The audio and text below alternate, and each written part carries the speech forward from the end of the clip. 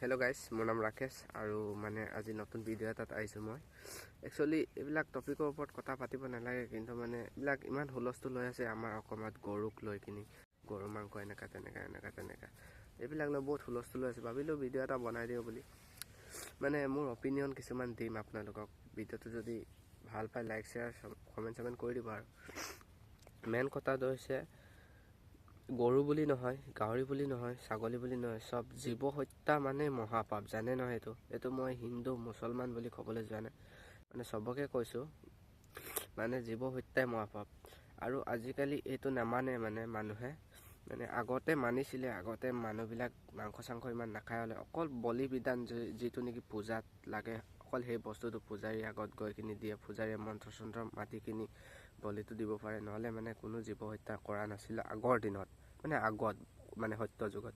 এতিয়া এইটো কলি যুগ, আৰু আজিৰ দিনত মানুহে চব খায়। হিন্দু মানুহেও গৰু খায় আৰু মুছলমান মানুহেও গাহৰি খায়। এইবিলাক মই জানো, দেখিছোঁ। মানে এইবিলাক বাধা দিব নালাগে, খোৱা বস্তুটো খাবই। আৰু আজিৰ দিনত কোনো নামানে, আৰু এক সময়ত মানে মানুহে চব খাব, মানুহৰ মাংসলৈকে খাবগৈ এক সময়ত, যিটো পৰিস্থিতি আহিছে।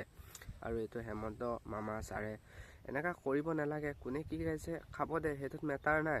গৰু মাংসটোতো সিহঁতে খাই বজাৰে চজাৰেতো নেবেচে ন, আমাৰ কি দিক্কত তাত মাতিবলৈ। সিহঁতে ক'তবা অপেনলি ক'তবা বজাৰত গৰু কাটিতো নেবেচে ন, যেনেকৈ আমি অপেনলি গাহৰি কাটি কিনি বেচোঁ, সেনেকুৱাতো নেকাটে। খাব দে না, সিহঁতৰো কুৰবানীত হয়তো গৰুটো লাগে হয়, বেলেগ জেগাত গৰু নালাগে।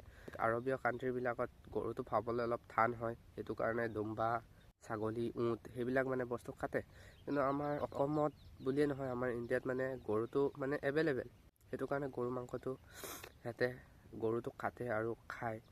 আমাৰ খোৱা বস্তুত বাধা দি আমাৰ লাভ নাই, গম পাওঁ না গাইছ। ঠিক তেনেকৈ আমি গাহৰিটো খাওঁ ন, আমাক কোনোবা সিহঁতে কিবা কৈছে জানো? নকয় নহয়। আমি কৈ কি লাভ আছে? গৰুক হয় আমি পূজা কৰোঁ, কিন্তু গৰুটোক পূজা কৰাটো ডাঙৰ কথা নহয়। গৰুটোক এতিয়া তই পুহিলি হাল বাব পৰালৈকে তই ঘৰত বিন্দাছ হাল বাই কিনি খেতি কৰি আছ, কিন্তু লাষ্ট টাইমত বেছি দিয় কেলে? গৰুটো যদি অলপ বুঢ়া হৈ যায় বেচ কেলে? কোৱাটোতকৈ মহাপাপ বেচাটো, গম পাৱ নাই? কি কাৰণে বেচ? পইচাৰ কাৰণে বেচ। আৰু পইচাৰ কাৰণে বেচৰ কাৰণে মুছলিম মানুহখিনিয়ে গৰুটো কিনে আৰু সিহঁতে খাই দিয়ে, আৰু খাই দিয়াৰ লগে লগে সেই গৰুটোৱে মুক্তি পায়, গম পালেনে? মানে জীৱ হত্যা কৰাৰ পাছত যদি খাই দিয় নহয়, সেই পাপৰ বাঘখিনি থৈ ল'ব লাগিব, কিন্তু সেই জীৱটো যিটো মৰি গ'ল সি মানে পুণ্য পায়। আৰু আমাৰ মানুহবোৰে ইমান ঠেক মনৰ মানুহ। চাব গাইছ, এতিয়া চা, কিবা বস্তু এটা পোহে কিয় কাৰণে? বেচিবৰ কাৰণে, পইচাৰ কাৰণে। আৰে গৰুক যদি পূজাই কৰ তহঁতে, মই কথাটো কৈছোঁ, মই হিন্দু মানুহ আকৌ দেই, মই মুছলিম মানুহ নহয়।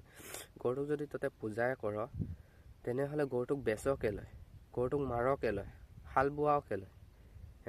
মৰমত বিন্দাছকৈ ৰাখিব লাগে। কিয় কাৰণে পোহ? পইচাৰ কাৰণে। গাখীৰ কেলৈ কিৰাও? গাখীৰ কিৰাই এই ঠিকাদাৰক কেলৈ দিয়? এইবিলাক অলপ ভাবিব লাগে। আৰু যদি গৰুটো নেবেচ বা গৰু মাংস বন্ধ হয়, আমাৰ নিচিনা দুখীয়া কিছুমান মানুহে গৰুক বা কিছুমানে কিবা বিপদ হৈছে কাৰোবাৰ, কিবা এটা গৰুটো বেছিয়ে 2 টকা পায়, বা কিবা এটা জীৱ জন্তু বেছিয়ে 2 টকা পায় ন, ঠিক তেনেকুৱা আমি গাহৰিটো বেছিও 2 টকা পাওঁ। সেইবিলাক চলিয়ে থাকিব, আৰু আহিবলগীয়া মই কৈছোঁ নহয়, মানুহৰ মাংসলৈকে মানুহে খাব।